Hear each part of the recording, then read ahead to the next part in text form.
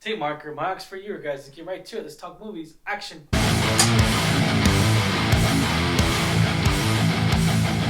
What's going on, Alamo City Movie Talk fans? As always, I'm your host, Ryan D. Ryan680. I'm Angela Dakarianch. And this is Alamo City Movie Talk, guys. Thank you so much for making us a part of your day. You know what to do, guys. Like, share, and subscribe to us. And thank you for making us a part of your day. But let's get right to it. Angela, what are we talking about today? We are right on the heels of Happy Gilmore 2, a Netflix film. Yeah. We are here with another Netflix film, Netflix original, My Oxford Year. So when Anna, an ambitious young American woman, sets out for Oxford University to fulfill a childhood dream, she has her life completely on track until she meets a charming and clever local who profoundly alters both of their lives.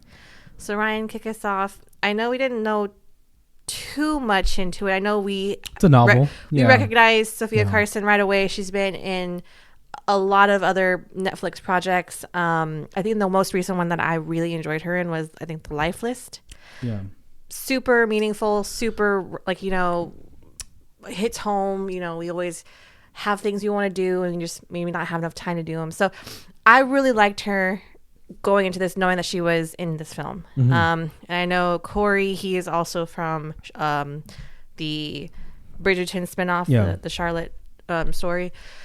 So going into this, I didn't know really what to expect. What were your first thoughts coming out of this? You know, my first thoughts is that it's a genuine sad film, right? It really is. And going back to what you already said, one of the key things that I really did love was the cast, Sophia Carson, coming into this role. And, if you haven't seen the film called The Life List, you need to stop what you're doing and go see that movie. That movie's so genuine. It's so emotional. The emotional grasp of just reacting to what if you were put in that position. And I mean, I feel like we can all relate to it in some It's very sense. relatable. It's very grounded and it's very vulnerable.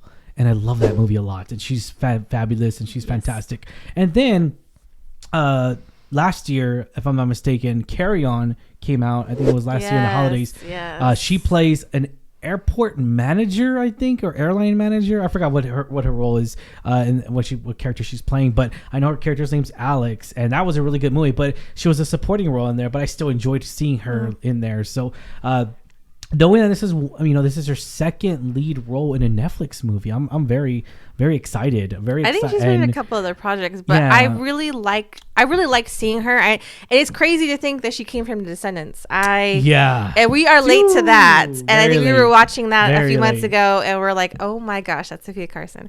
Dude, she's and it's so cool to see her evolve. You know, and I love what she's in and I love what she's done. It's relatable. And this one is also another one where I would say we can relate to it in some form. It's about life and what you want. And, sometimes life doesn't go as planned. Yeah. And so I think it's a very, very, like you say, a sad film. But also there's light at the end of the tunnel, if you will. Yeah. And I appreciate that it's not just your normal cheesy rom-com that has the same formula. It has a little bit more deeper meaning, deeper message. And I feel like, and we talk about this a lot on and off camera, is that I feel like we give better ratings to sad movies. I don't know what it is. It's just we love sad films. I would say the pacing keeps this engaging. I love the pacing in this movie. Mm-hmm. It's very engaging and it keeps you entertained throughout the whole film. And I really did love that. I love the story arc that we got out of both characters. And I thought that was really good. Mm-hmm. But another cool thing that I really wanted to really emphasize and really acknowledge was the fact that, man, Oxford is beautiful. The grass was so green. It's so much history. Crazy to see how long that university has been in operation. Yeah. And it's like you say, it's beautiful. It's historic. It's prestige. It's so many things that I just cannot describe. Like words cannot describe how awesome that university looks and how I'm sure the education it provides. It just seems like it was really cool to see a lot of the shots filmed there, and I really appreciate that. Yeah, it's sincere, it's bittersweet, and romance with it's crazy because it's romance, right? But the whole premise is that she's going here to learn about poetry, and she's taking a class in poetry, and it's so genuine. And I love that. It kind of gives vibes of Me Before You, which is also another sad film. Yes. It's also another sad film that may not end the way you want it to end, but as again, light at the end of the tunnel, it gives a life lesson, and you know, their relationship in the movie profoundly impacts both of them, you know? So yeah, it does. I really appreciate the thought behind it. Like you say, it's not just your normal. And I know Netflix has a bunch, and I love all of them. I watch them all the time. Yeah, but it's not your typical rom-com. No, 100%. Romance. And I agree that, you know, I think the two leads did a fantastic job in this, both Corey and Sophia. I think they did such a phenomenal job. They had great chemistry together. They did. Each in its own, they were great actors and actresses, and I really can't commend enough. Especially also the supporting. I think the best friends, they were really funny. They were so funny. They were the comedy relief. They were, and I think the cast was great.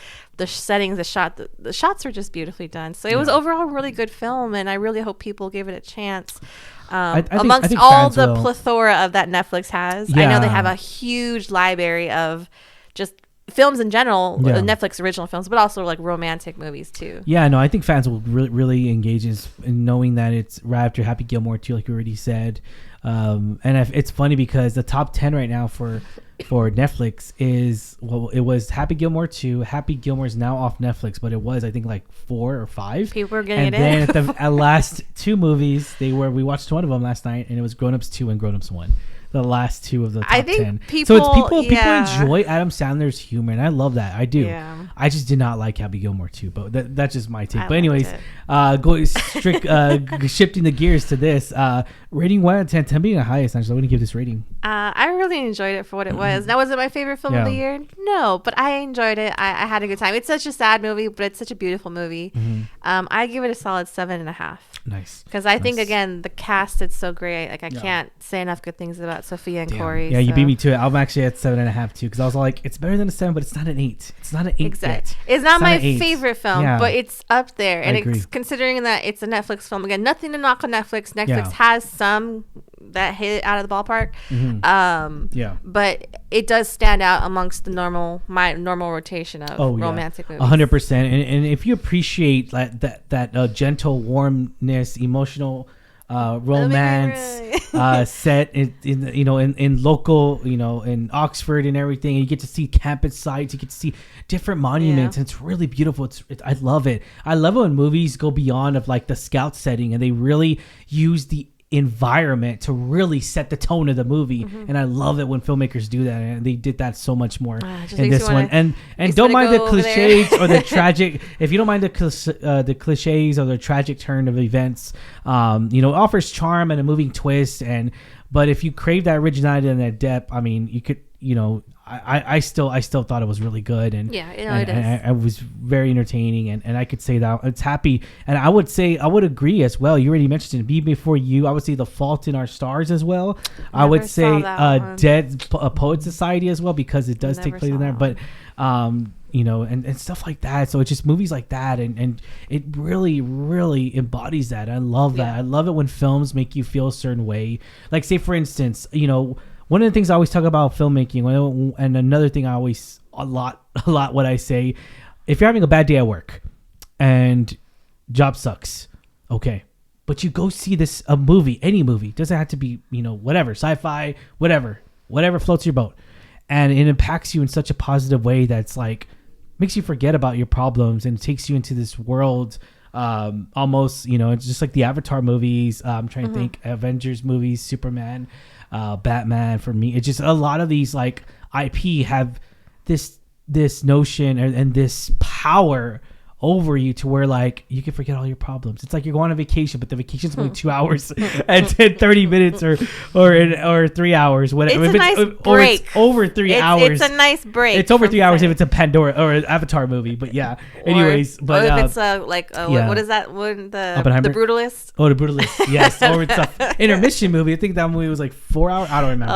And I think it was close to 4 hours. But see, and that's the point, is that though when we saw that movie, it was very impactful. Granted, we saw it in 2 parts because and they sent it to me at home, but anyways, I wish I would have seen it in theater because of the fact that it's a long movie. Yes, very long, but it impacted me so much so at the very end of the end of that movie, and it was my top 10 movies of the year. that really impacted me. And so if a movie impacts you, it does its job 100% way more than it should, right? I mean, but the end goal of this is movies are art. Movies are art, and they have to make you feel a certain way. There's like art pieces. They make you have this distinct eye for like your eye, your brain. Everything just processes it differently. We all process everything differently. And so I just genuinely, when I see art pieces, even statues, movies, it just they really have this impact. Well, and they really impact us in a different way. I think it's like you say, it's art. It's meant for us to reflect on ourselves, how we perceive the world, and it's meant to like appreciate, or at least in my opinion, what we have. So again, this movie I think has that message where it makes you appreciate and live your life, and just know that life is short, but also don't be afraid to change your plan. Life can get in the way and things may not turn out according to plan, but you know what? It's going to be okay. And I think that's such a wonderful 100%. Message.